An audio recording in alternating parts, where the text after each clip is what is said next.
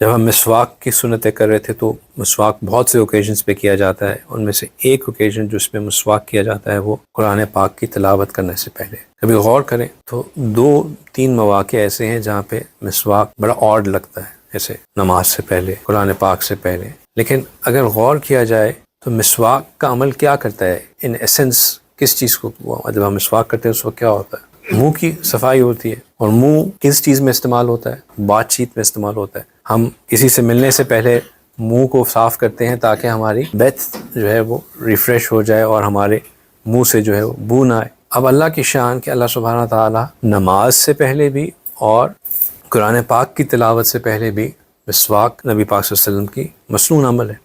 تو یعنی کہ یہ وہ دو عمل ہیں جس میں بندہ بالکل ایسا ہی ہے جیسے کہ اللہ سبحانہ تعالیٰ سے ہم کلام ہو رہا ہو۔ تو یہ چھوٹے عمل نہیں، یہ بڑے عمل ہیں۔ قرآن پاک کی تلاوت کرنا، یہ بھی اس میں بھی پھر جو قرآن کے اس پڑھنے کے آداب ہیں ان کو جتنا زیادہ بندہ ان کا اہتمام کرے گا، ان کا خیال رکھے گا، اتنا اس کی برکت زیادہ محسوس ہوگی۔ قرآن پاک پڑھتے ہوئے اگر بندہ روئے یا رونے کی شکل اختیار کرے تو یہ مسنون ہے۔ قرآن پاک پڑھتے وقت رکعت طاری ہونا یہ ایک اچھی نشانیوں میں سے ہے۔ کیوں؟ کیونکہ قرآن پاک خود کہتا ہے کہ یہ وہ کتاب ہے جو کہ دلوں پہ اثر کرتی ہے، اور دلوں کا اثر جو ہے وہ اس کا اظہار کہاں سے ہوتا ہے؟ ہارٹ اٹیک سے نہیں ہوتا ہے، کس سے ہوتا ہے؟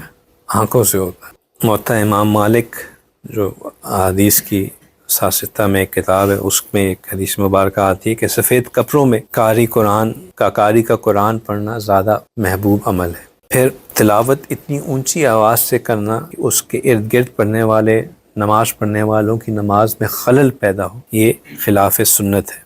دن اور رات دونوں میں قرآن پاک کی تلاوت کرنا یہ محبوب عمل ہے۔ قرآن پاک کو تیز تیز پڑھنا یا جلدی جلدی پڑھنا یہ ناپسند عمل ہے۔ اچھی تلاوت کون سی ہے؟ اچھی تلاوت وہ ہے جس سے بندے کے اندر خشیت الہی پیدا ہو۔ جب اللہ سبحانہ تعالیٰ ڈرانے والی آیات آئیں، اللہ سبحانہ تعالیٰ کے غصے والی آیات آئیں، اللہ سبحانہ تعالیٰ کے قہر والی آیات آئیں، تو بندہ ان کو پڑھ کے خوف محسوس کرے۔ اور جب اللہ سبحانہ تعالیٰ کی انعامات والی آیات آئیں، اللہ سبحانہ تعالیٰ کی محبت والی آیات آئیں، اللہ سبحانہ تعالیٰ کی رحمت والی آیات آئیں، تو بندہ ان کو پڑھ کے اللہ کی رحمت کو محسوس کرے۔ اور پھر جب اللہ کی کبریائی والی آیات آئیں، اللہ کی بڑائی بیان کرنے والی آیات آئیں، تو ان کے پڑھ کے بندہ اللہ سبحانہ تعالیٰ کی کبریائی کو، اس کی عظمت کو فیل کرے، اللہ معلوم احساس ہو اس کو کہ اللہ سبحانہ تعالیٰ کون ہیں اور کتنے بڑے ہیں۔ قرآن پاک کو دیکھنا بھی ثواب ہے۔ اگر آپ حافظ بھی ہیں، کوشش کرنی چاہیے کہ قرآن پاک کو دیکھ کے پڑھیں، اس کو دیکھنے میں بھی ثواب ہے۔ اگرچہ کہ اگر اپنی منزل پکی کر رہے ہوں تو پھر دیکھ کے مت پڑھیں، اگر آپ نے حفظ کا ایگزام دینا ہو تب بھی دیکھ کے نہ پڑھیں۔ ختم قرآن کے بعد اجتماعی دعا کرنا سنت ہے۔ قرآن پاک سیکھتے وقت استاد کی سختی کو برداشت کرنا یہ بھی سنت ہے۔